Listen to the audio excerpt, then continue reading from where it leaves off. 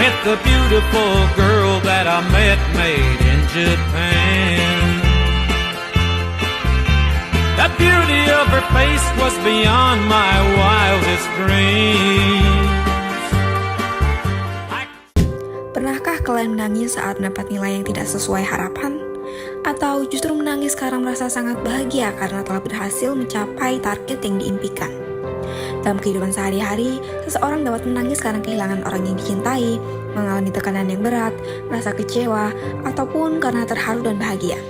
Selain itu, setiap orang ternyata memiliki tingkat kepekaan emosional yang berbeda. Ada yang mudah menangis ketika menghadapi situasi emosional, sementara ada juga yang jarang menunjukkan tangisannya. Nah, untuk menyimak hal tersebut, mari kita simak penjelasan berikut ini. Apa sih menangis itu? Apakah menangis hanya sekedar perilaku mengeluarkan air mata? Dalam psikologi, perilaku menangis merupakan salah satu bentuk perilaku emosional, yaitu respon terhadap emosi tertentu. Nah, perilaku ini biasanya ditandai dengan perubahan intonasi, ekspresi, dan juga fisiologis seperti sesenggukan. Dari perspektif biopsikologi, perilaku menangis bukan hanya sekedar ekspresi perasaan, tetapi merupakan hasil interaksi antara otak, sistem saraf, hormon, dan juga kelenjar air mata yang bekerja secara terintegrasi. Lalu, bagaimana sih proses biologis sehingga membuat seseorang bisa menangis? Yuk kita bahas pada bagian selanjutnya. Selanjutnya, saya akan membahas struktur otak yang berperan saat menangis karena UAS. Ketika seseorang mengalami stres menjelang UAS hingga menangis, terdapat beberapa struktur otak yang berperan dalam proses tersebut. Yang pertama ada amigdala. Amigdala berfungsi memproses emosi, terutama emosi negatif seperti takut, cemas, dan juga stres. Saat mahasiswa merasa tertekan karena ujian atau takut menyampaikan nilai buruk, amigdala menjadi lebih aktif sehingga memunculkan perasaan sedih, cemas, dan juga kewalahan. Yang kedua ada hipotalamus. Hipotalamus berperan mengatur respon tubuh terhadap stres. Ketika stres meningkat, hipotalamus mengaktifkan sistem respon stres yang memicu pelepasan hormon kortisol.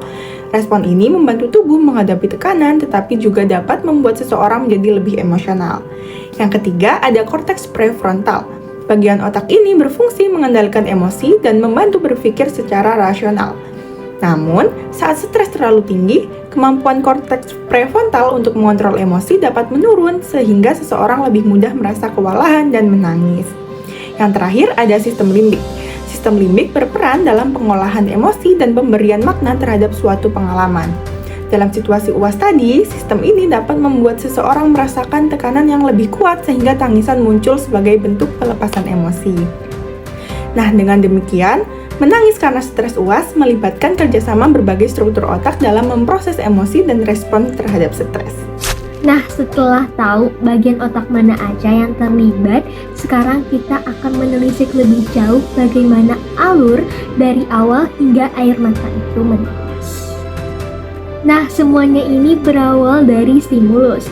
Ketika kita mengalami tekanan emosional seperti stres karena ujian, nah, mata dan telinga kita itu mengirimkan informasi ke otak. Nah, disinilah sistem limbik, terutama amigdala, mendeteksi luapan emosi yang kuat. Nah, kemudian amigdala akan mengirim sinyal darurat ke hipotalamus.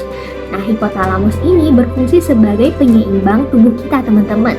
Nah, setelah hipotalamus menerima sinyal darurat tersebut, hipotalamus tersebut akan merespons dengan memerintahkan sistem saraf otonom kita untuk bergerak.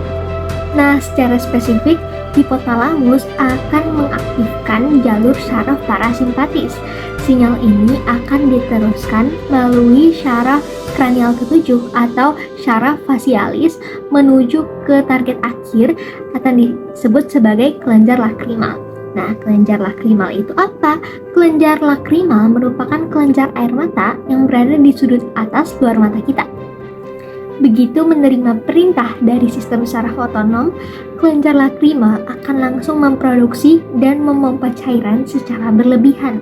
Cairan inilah yang akan keluar melewati kelopak mata kita dan akhirnya kita menangis. Jadi dapat kita simpulkan bahwa menangis bukan hanya sekedar perilaku mengeluarkan air mata atau tanda kalau seseorang itu lemah.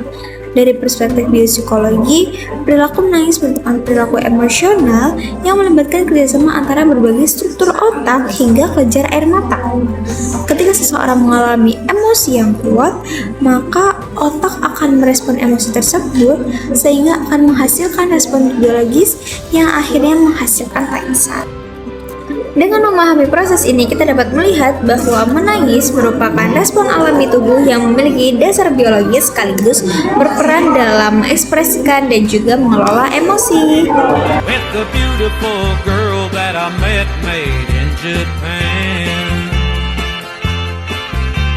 The beauty of her face was beyond my wildest dreams.